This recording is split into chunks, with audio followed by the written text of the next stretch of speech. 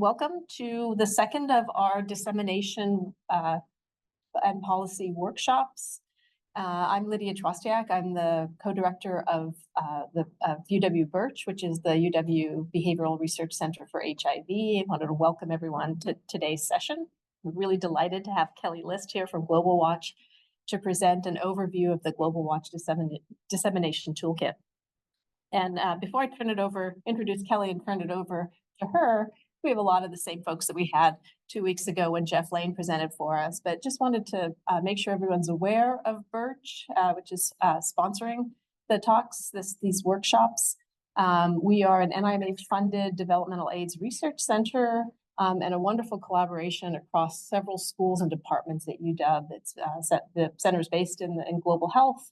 I'm in psychiatry with a lot of colleagues from psychiatry, the Department of Psychology and Arts and Sciences, School of Social Work, and our goal is to support mental health and behavioral and social science research to end the AIDS epidemic. And you can reach us at our website. And our mission is to catalyze multidisciplinary research on innovative, impactful, and equitable interventions to promote integration of behavioral health and HIV prevention and treatment across the lifespan to end the HIV epidemic. Just wanted to show a little bit about our organization and acknowledge Susan Graham, who's our PI, the director of BIRCH. She's in the Department of Global Health. And just call out one of our science research cores is the Integrated Care Core, which I lead. And just a shout out to Anjali Wagner, who is my colleague in the Department of Global Health, who really developed the idea for these policy workshops and has been responsible for bringing together so many of the great speakers we're going to be able to offer. And then finally to acknowledge our partners in bringing these evidence to policy workshops, including our CFAR, which is based at UW, Center for AIDS Research and their Implementation Science Hub, RAISE, ITech, Global Mental Health, the Implementation Science Program, LAPIS, and of course, WACh, who is actually bringing us Kellie today, and WISE. So just a reminder, I think many of you were at Jeff's talk 2 weeks ago, keep it brief, translating research into policy, and that this has been recorded. The slides are available if you did miss it or if you want to watch it again. Please come to the BIRCH website. It's also on the Department of Global Health YouTube channel. I'm going to turn it over to Kellie, who's our presenter today. Kellie List is a grants and program manager at WACh in the Department of Global Health. In this role, she assists faculty with pre- and post-award support for their grants. She's involved in specific implementation science research projects to help expand the center's growing implementation science portfolio. Kellie's background is in policy, and her work following her MPA from the Evans School at UW, and she's very interested in how dissemination can impact policy implementation. I'll turn it over to you, Kellie. Thanks for being here. Hi, everyone. Thanks for joining today in person. I know it is kind of crummy weather outside, so appreciate you coming over this way.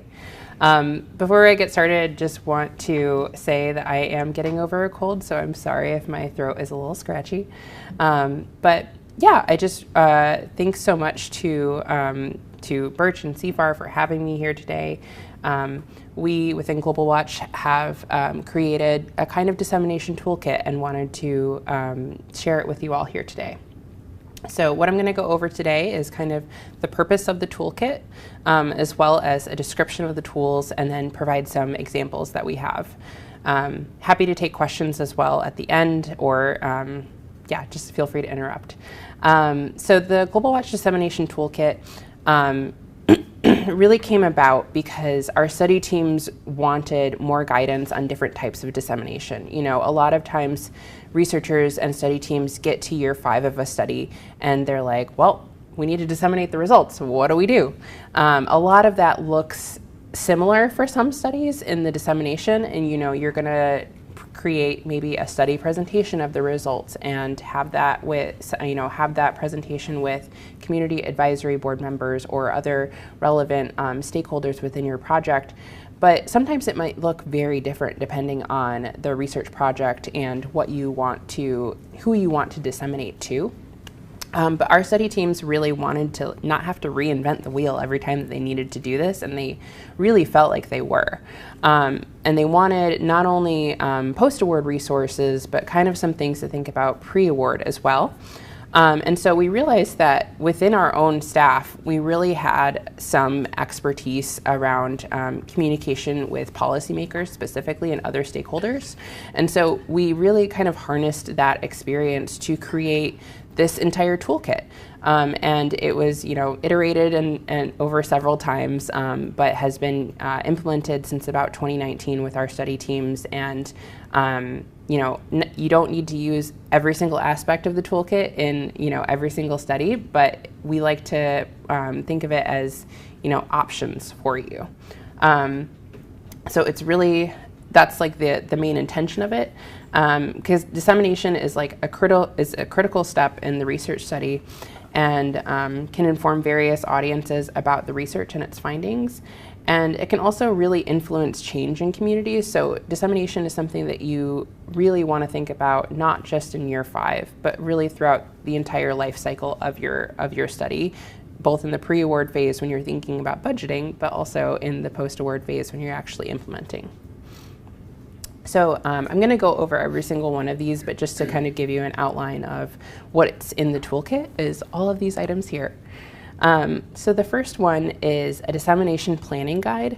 And you can see here, I just included screenshots for kind of ease of presentation, but it does involve several different tabs at the bottom here. And this is really just a planning guide. It's not meant for external stakeholders, this specific document. It's meant for the investigator and the research teams to really think about what are their goals for this. And this is one of those things that you could use either in the pre-award phase of your proposal or in the immediate post-award phase when you're still starting study projects or study activities. And so you can really think about what are your overall goals. Like you have your research question, you have the design, you have everything that you want to do, but then think about at the end of it and what you want to really disseminate to the communities of interest and how. So this whole document is really designed as a way to think about the different audiences that you want to present to and the kinds of message that you would want to give to each individual audience, because it's likely going to be very different whether you're talking to, policymakers from the Ministry of Health or maybe study participants or local community advisory boards, et cetera. It's going to need to be different. Your message is going to need to be different based on who you are actually communicating with. And so this is meant as just an internal planning guide to kind of help the study teams think about what they're going to do and how. The next part of the toolkit is kind of a written summary of the proposal. And this is, again, meant for more of your pre-award phase. And so this is really intended more for if you are an investigator and you're trying to reach out to maybe a new collaborator or a new, or not even a new, but just like someone that you want to work with on the project and consider, getting their expertise. This is just a very templated letter that you could send regarding the summary of the proposal that you are submitting, as well as the ask of writing a letter of support and just kind of like asking for their relevant expertise on the project. Again, this is more of a pre-award thing. This is not a post-award typically, but it's a really easy thing for people to copy and paste and then fill in based on the relevant information that they need. So we wanted to make it kind of as easy as possible for the study teams. The next item in the toolkit is what we call kind of a study summary flyer. So this provides background on the who, what, when, where, and why of the study. And the primary purpose is really to provide general lay-friendly background information for the general public or study participants on the study goals and objectives. This document is intended to be widely distributed before results are available. So this is not something that you would necessarily wait until the study end to have your study results. And this is kind of more of a sensitization tool that you can provide to community leaders, study participants, et cetera, to give them an overview of, hey, this is our research study, this is our, this is our main scientific question, this is what we want to get out of this, and this is what we're asking for. So we've designed this in mind with a lot of Global WACh's very specific regular partners, which is why we have the different logos up at the top, but obviously this can be tailored to whomever works within your project. It does not need to have all of these very specific logos, but we obviously do recommend that you include your study partner logos in any of your dissemination materials like this. And then we also try to always say that, if you're including photos like this in your study dissemination materials, that you are also crediting who took the photo, as well as if there was permission for it. So again, just calling that out there with a little insert your own photo box here. The next one is going to be the study results flyer. So you can see that this looks very similar to the study summary flyer. However, this one is really meant more to provide the actual results of the study. So this is one of those things that's going to happen more towards the end of the study.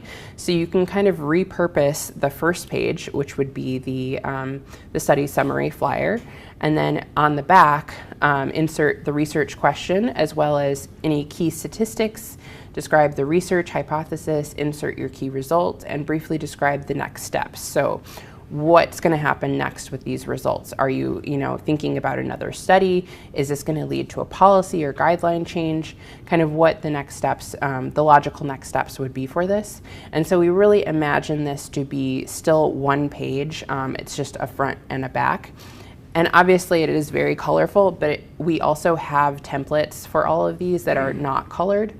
So it's black and white because we understand that colorful paper is not always easily available, and printing resources are hard to come by and expensive, and sometimes studies just can't afford it. So I do want to call out that we understand that there are some very colorful graphics here, but we did anticipate some of our study teams might not want that, and so we do have all of these in kind of a black and white graphic as well. One of the other things that we included, and I did not include a screenshot of a PowerPoint in a PowerPoint because that felt a little much to me, but we have a results PowerPoint presentation. And so again, this is really provides an overview of the study's background, methods, results, discussion, conclusion, and recommendations in a slideshow presentation format.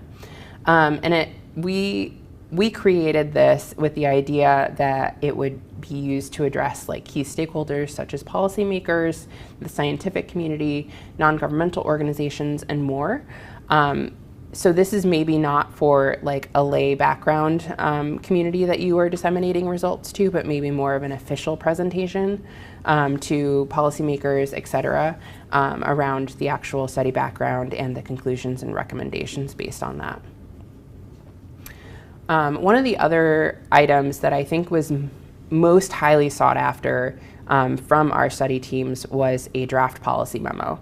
And so we have drafted this here with kind of insert your own study conclusions here with key messages, recommendations, and a detailed description of the 1 to 2 recommendations that you want to disseminate to the communities of interest.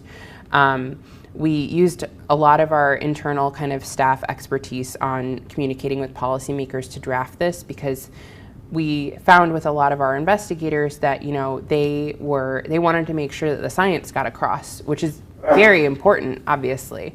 But policymakers don't always care about the science. They want to know what's the broad overview, what's the main headline, what do I need to get out of this in 30 seconds?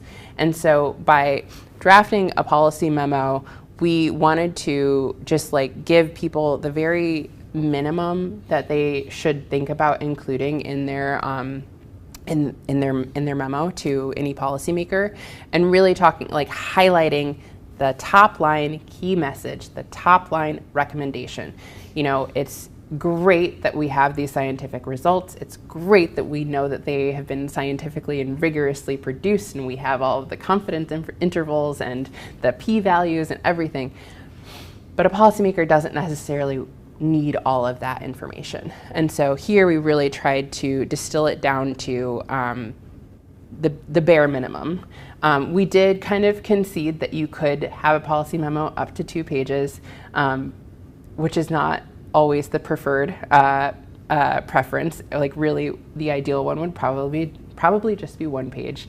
However, sometimes you do need to include some really important things about background on the authors, background on the people who contributed to the proposal or the study, acknowledgments, references, etc. So things like that, I would recommend probably putting on the back side of this 1-pager. So keep the main things, like the main key takeaways, always at the top and at the front.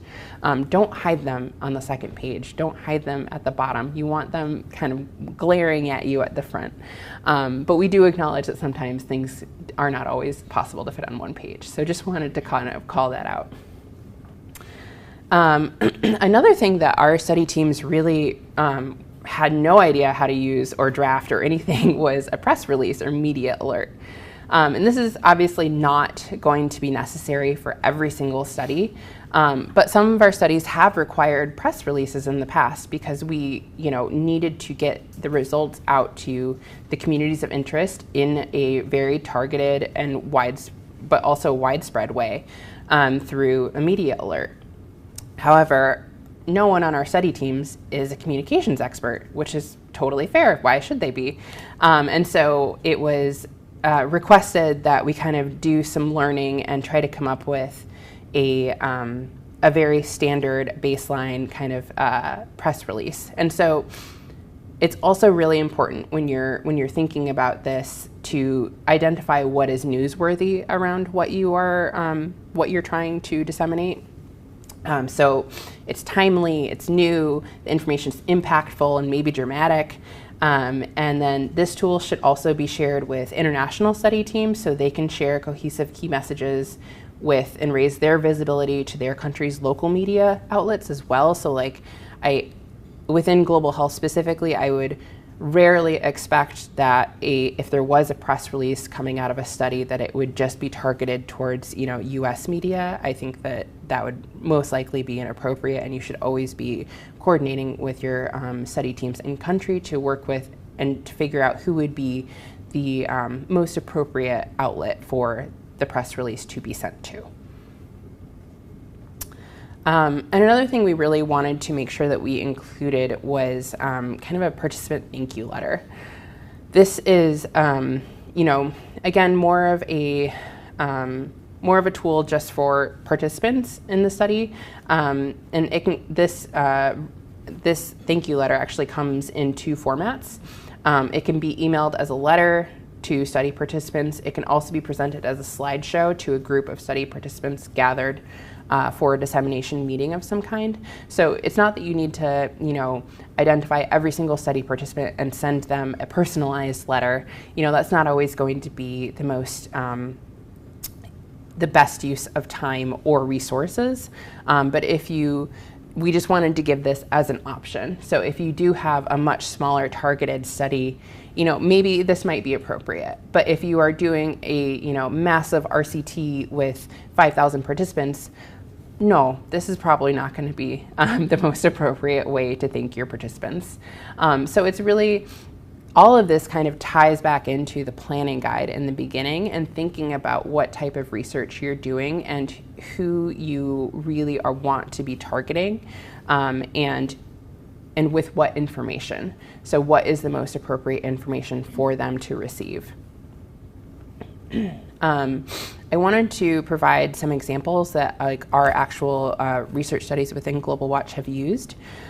This is an example of a policy memo that was sent to Ministry of Health Division of Research and Innovation based on the PRIMA study that ended a few years ago. And so it was risk-based versus universal PrEP delivery during pregnancy in a cluster randomized trial in Western Kenya.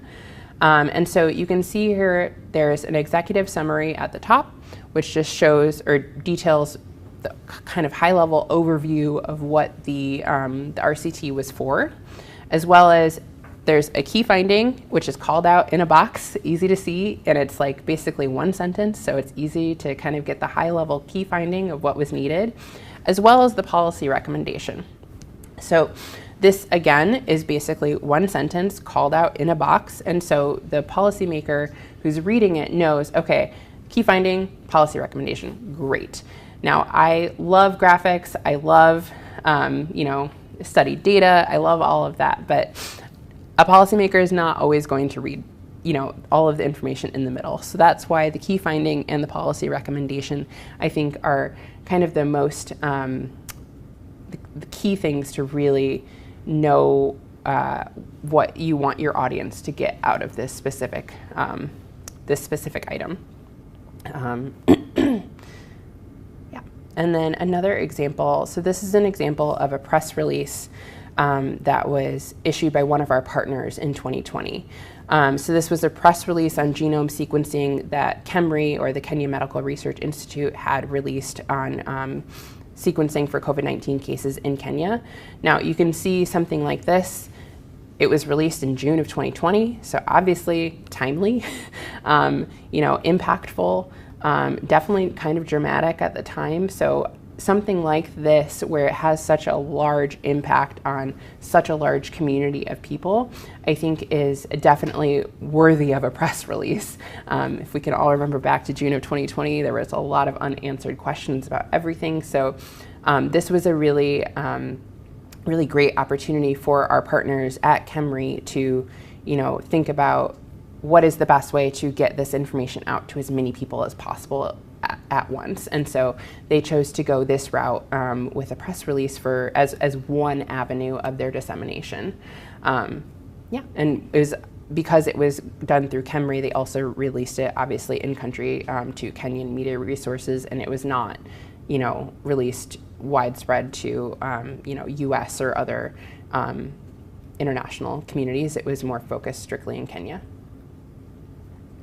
So some other best practices that we kind of thought through when we were developing this toolkit is, how can this be as fair and equitable as possible? Working in global health, we have lots and lots of amazing in-country partners. And so we want to make sure that just because we developed this, that it is not just specific to, or like it doesn't seem like we are the ones who are saying it has to be this way.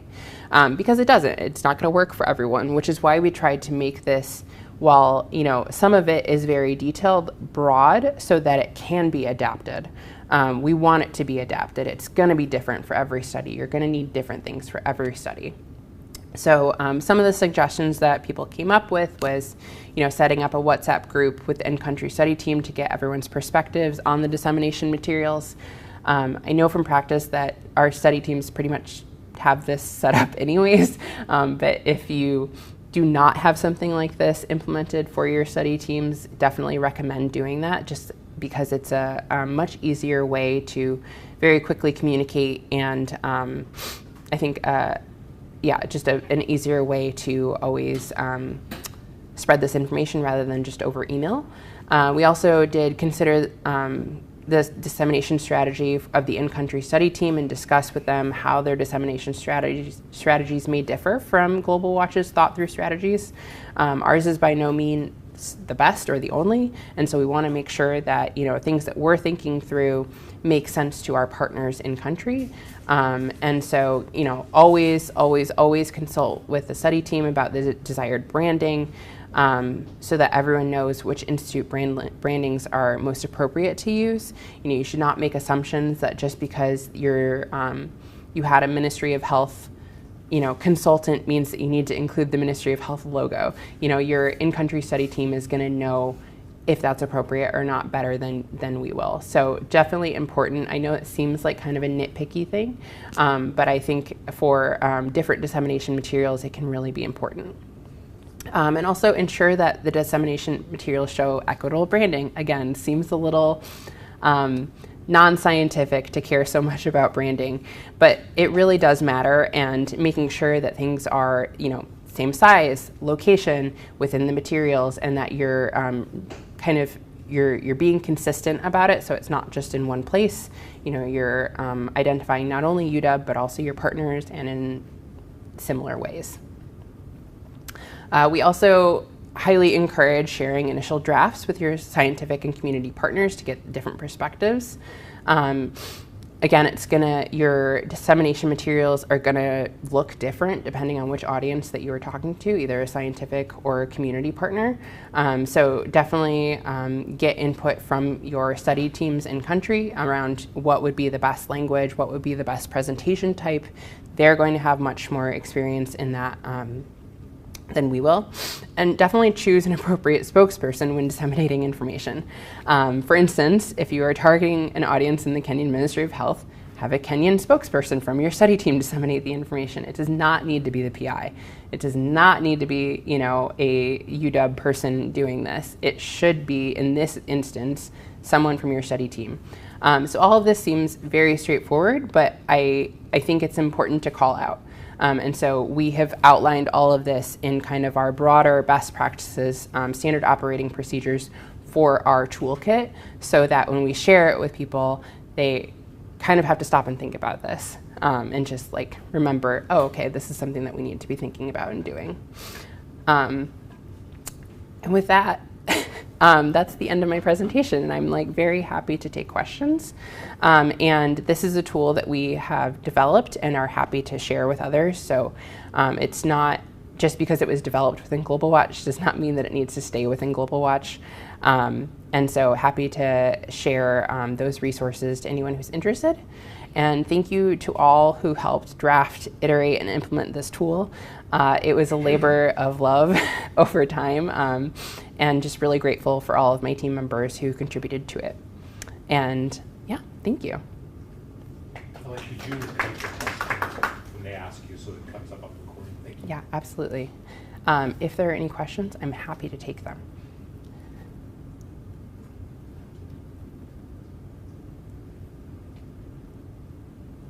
Yeah? I'm just curious what kinds of, you know, how much you've seen this tool used. Like, do people report back to you when they're using it? Do you know how many times it's been accessed? Mm-hmm. There's a lot of energy that goes into creating something like this. So yeah, the question was basically, how often is this used? Do we have a way of tracking it, or do we know kind of the momentum around it?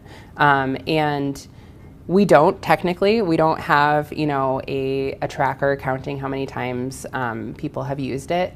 It's more of a general feedback from faculty that either like, yeah, I'm using this and it's been really helpful. And I think that we haven't implemented a strict tracking system because everything's going to be so different for every different study, and they're going to need different dissemination activities for every single different study. But we have tried to incorporate this into all aspects of our pre and post-award process within WACh. So for instance, when pre-award people are helping the investigators build budgets, we ask them specifically about dissemination activities and if they want to budget for them. Now we ask it as a question of, do you want to budget for this? But it's meant as like kind of a primer for the PI to start thinking about that. And like, oh yeah, I really do want to budget for dissemination activities. And I don't want to do it just in year 5 because we're going to have early study results in year 3 and we want to get that out before we head to the next AIM or something like that. And then within WACh, we also have developed what we call an NOA meeting. And this is really to, once we have received an award, this is a meeting which is meant to really help the PI transition from pre-award to actual post-award of a project. And so typically within the first month of getting an NOA for a new project, the PI meets with the person who helps submit the grant, as well as the grant manager who will be helping them manage the grant.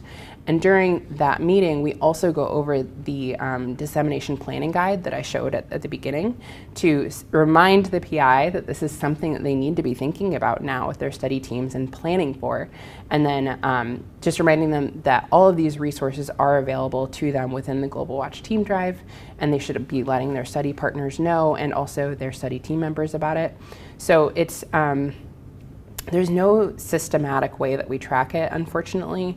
I would be interested in doing that if we can, but we have tried to do surveys within Global WACh faculty of, what are they doing dissemination within their studies? How are they doing it? And do they want to do more? And overwhelmingly, they want to do more.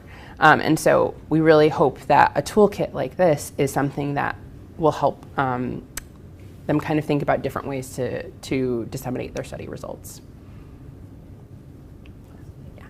Yeah. What's your experience with determining the best approach for each audience? So when you're disseminating definitely the different audiences. So like everything that you presented, the memos and all that, what's your experience with determining what works best for what audience? Yeah. So the question is, what's our experience or best practices with kind of communicating to specific audiences, choosing what we want to present to each different group? And for that, it's really going to depend. And I'm sorry that that's a vague answer, but it's going to depend on, what you're who you're communicating to. So if you're communicating to, let's say, a community advisory board or community stakeholders who were part of the project, I would never recommend giving them a policy memo, because that is going to be, the language used in a policy memo is probably going to be not as of interest to a community member. A community member is more focused on how is this going to impact me and my family and my health, which makes sense. And so I think it's really important to think about who you're communicating to and what is most important to them. They're not an average community member is not going to care as much about a policy change or a press release. Like, sure, that seems cool, but it's not going to impact their daily lives as much. And so if you send them a thank you letter for participating in the study, that is much more personalized, and it's not going to necessarily impact their day-to-day lives, but I think would mean more to them than a policy memo getting handed out at a community meeting or something like that, or even just a presentation to the study participants saying, hey, you're a part of this study and this is what we found. Because I feel like a lot of times researchers don't always do that. And so, we ask people to give their time to these research studies. And so we should tell them what came of it. And so it's not going to be a hard, line of this is what you need to give to this person. I would obviously highly recommend talking with your in-country, study team partners who are actually doing the on-the-ground work and say, hey, this is what I'm thinking. Do you think this would be appropriate?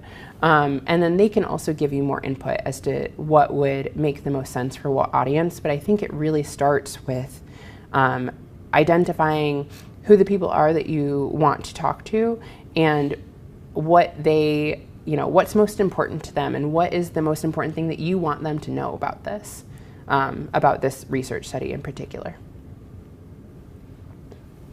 Yeah. Presentation. Thanks to your team for the Toolkit.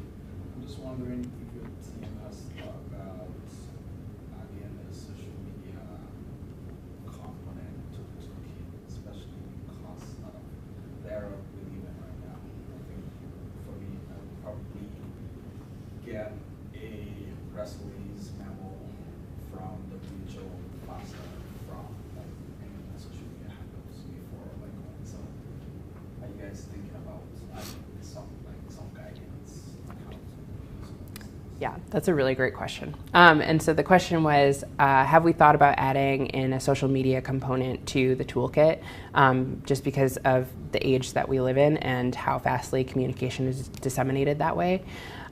We haven't actually talked about that, but I think that it's something that we really need to.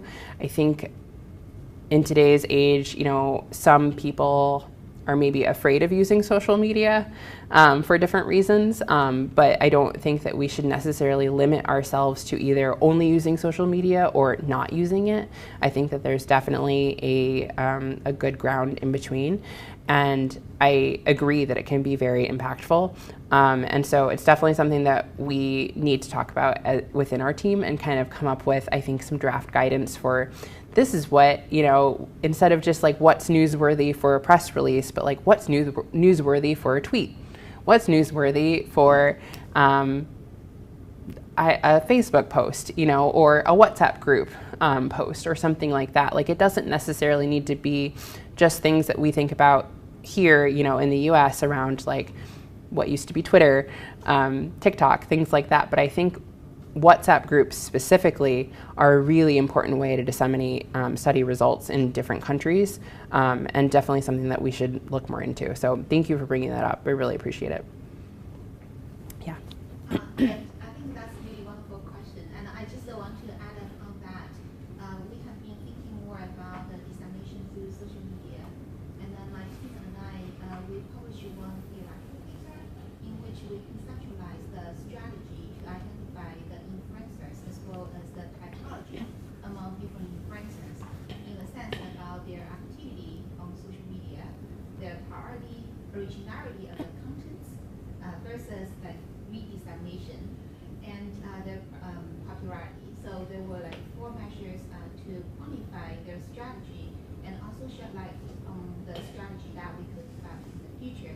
For instance, if we are working on anything related to PrEP, actually there is like one very exciting study from BIRCH regarding like a zero transmission with PrEP. And then like how exactly to disseminate that to the target audience, there are strategies to go. For instance, if we identify any of the influencers who had a pattern of redissemination once they recruiting, and actually we could reach out to them and share the return content, that would be one of the most efficient way to go. And then we also utilize the data from 2006 until 2022, and it was a specific topic on survey production, and analyze like the historical pattern as well as in the policy field for the inner setting organizations, outer setting organizations, as well as influential individuals. What were their behaviors, and then how we could learn from them.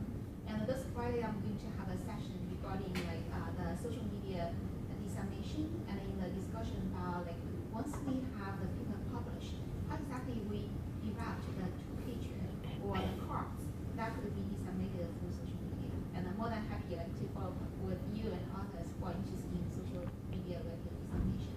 Yeah. Thanks, Anfang. Yeah, I just want to add quickly, I think that that's one of those things that is so tricky to think about kind of in the pre-award phase, but something that should be considered as like a dissemination activity and also a budget item that should be included. Specifically thinking about that, like maybe doing, building in time for a social network analysis so that you can look at people on social media who would be influential people that you could share these results with. But you need time and effort to do that.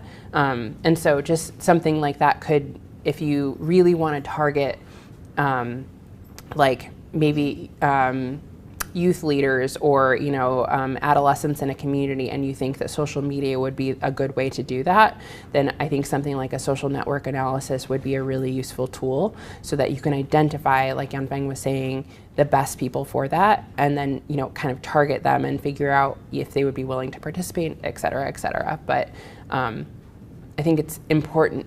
It's so important to think about that even at the beginning of the project when you're just still in the pre-award phase and developing the budget. Yeah. Sorry, this is an exciting area. I'm just thinking about how much information my child gives me about health from TikTok. Some of it's accurate, some of it's not. So I think TikTok is like a particularly good node for like public service announcements.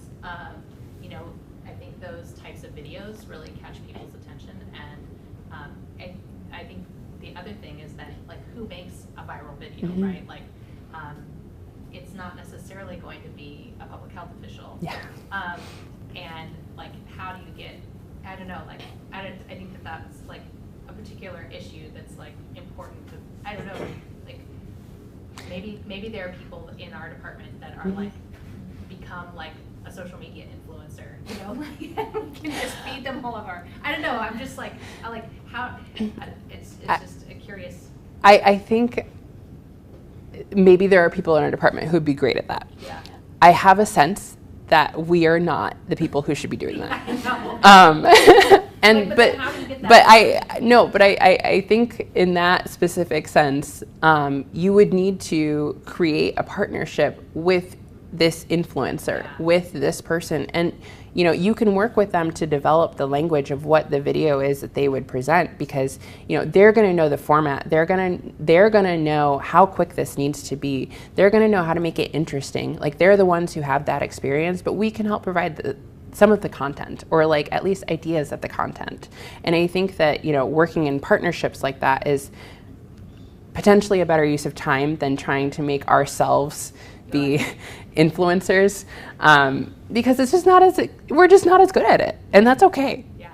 Speaking for myself here, but Totally.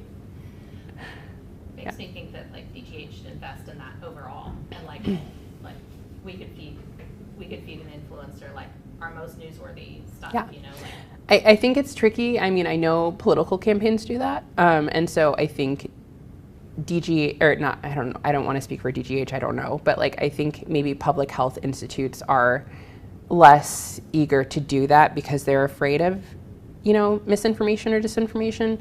I don't know. It's just like kind of I think it's just been a touchy subject. And like I said before, I think people are either inclined to not use social media or, you know, use it for everything. And I think that there's more of an in-between. So I think it's like an untapped resource that we definitely should be using, but I don't think it's going to be the answer to everything also. Yeah, I saw your hand was up. Okay.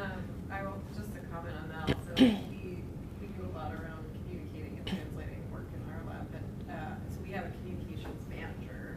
So that is one way in which we've like kind of tried to bridge that divide. Like, she's not an influencer, but she's very good at communications. She doesn't come from like a mental health background, but she knows how to kind of craft things that will like be compelling, and so she provides that. I think other teams might consider like hiring for that role specifically if translation and communication is going to be a big part of your work. I mean, I know, so that's what we've done. But my question was more about like the faculty and other folks that have been interested in using this toolkit. I'm sure it speaks obviously to people already interested in implementation science, or already kind of doing more policy or kind of later translational work. Anyone earlier in because like I have some background in working like people doing clinical and like basic science research, and this kind of thing they're much less familiar with. And I'm just curious if you've had much interest from even from other researchers who just maybe don't have as much,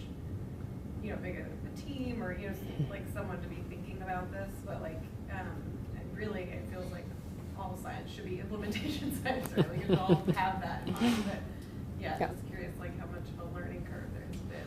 Yeah, so the question is, you know, do we have a similar interest in using the toolkit from maybe more clinical researchers rather than just people who are purely already interested in implementation science or dissemination science? And I will say that it's been a journey, but I think that people are realizing more and more how important this is to their research, you know, whether it's a clinical RCT or not, because you want to disseminate your results. You know, you want to get the results out of the work that you've accomplished. And yes, you know, public access journals are very useful for that and good.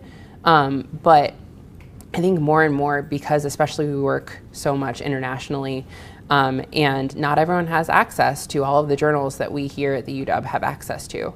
And so finding out ways that, you know, our partners can also share in the dissemination has been I think kind of a contributing factor for some of our faculty who maybe were more, focused on just like the clinical scientific aspect of their research in the past. And there's definitely been more interest in it. And I think it's all about how we frame it too as staff members when we're talking with them about their budgets, about, their awards, is like, this is something that's really going to help you and your study team. This is not just like an extra ask. This is actually something that's really important to your research and will help expand the science that you are so passionate and like about and want to be a key figure of in the field. So I think it's about how we frame it, and it's also kind of just walking them through some of the processes, which is why we've tried to incorporate this into our pre-award process as well. So like when we're in those budget meetings initially, like, hey, have you thought about this? It might be good just to think about and plan about a little bit. And so I think that there's definitely been growing interest from some of our more clinical minded faculty, but it was definitely early adopters who are more of like in our qualitative IS space probably. But yeah, Sarah. I just wanted to add, to go back to what we're talking about with examples of using influencers, because I was like trying to find the article. But folks at Boston and Harvard actually tested the delivery of kind of mental health messaging and evidence-based mental health kind of messages and information through TikTok influencers, and they published in March in 2024. So I'll send this. It was like initially kind of promising, but using that specifically as an avenue to disseminate some information. So it's definitely happening. Mm-hmm. Kind of cool. So I'll send you this, Kellie. Yeah, absolutely. And I know just within our own research group in WACh, we've also done kind of a smaller WhatsApp group focused for mental health, especially for pregnant women and teens.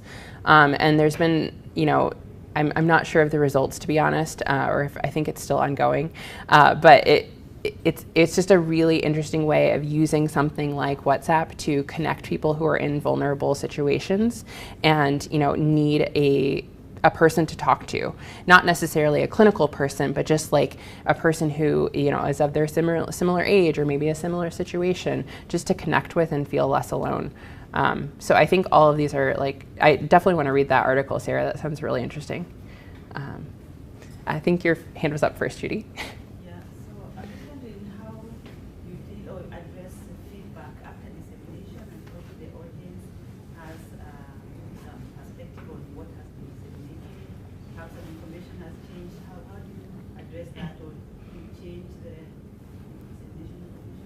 If we get like serious feedback, absolutely. If it's like, this is no longer appropriate, like this is not something that we should be doing, absolutely. But otherwise, it's kind of, we leave a lot of the templates kind of as is, knowing that the study teams will adapt them as they need them.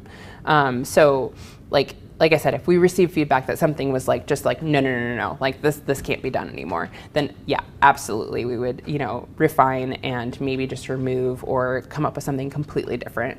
But I know that we've gotten, some of our study teams have gotten feedback in the past around, maybe the formatting or I don't know, maybe some of the like language used to describe participants or something like that. Yeah, like absolutely, that is easily adaptable, that is easily changed. And so, we don't always immediately change the toolkit per se, but we do advise everyone to read through it and, update it as appropriate for your study and who you're talking to.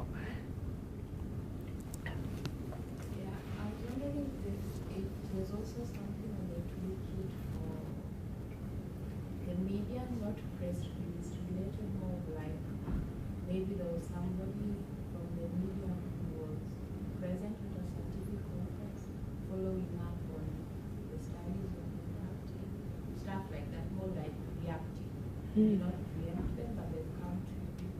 They need to talk to you about what you guys. Yeah, so the question was, is there anything in the toolkit that is around media, like I think communications, not necessarily a press release, but let's say a media member learned something about your research and reached out to you personally. We don't, but I think that that's actually really helpful and could be really great. And we could easily draft some kind of just like kind of standard email response of, you know, depending on what the media member is asking for, just like a brief intro or brief summary of the study, followed by, you know, you can adjust whatever is needed in the following paragraph depending on their question. I think that that would be really easy to do and probably something that we should look at and add. So thank you for that. Any other questions? Got about just a few minutes left, but yeah, happy to take any more or wrap up. This is great, Kelly. Thank Okay. you so much for sharing the toolkit. Is it available to UW investigators? So or it's Global Watch? it's housed right now on a Global Watch team drive, but I've shared it with other people. It's really just a matter of like me downloading the documents and sending them. So happy to do that and talk with other members of our team if we can make this easily available on maybe a DGH website or something in the future. Because, you know, it's not, while it is Global Watch branded, obviously, because, you know, we came up with it, it doesn't need to stay within us at all. So yeah, I definitely want to look at making it more broadly available, but in the meantime, I am happy to share it over email.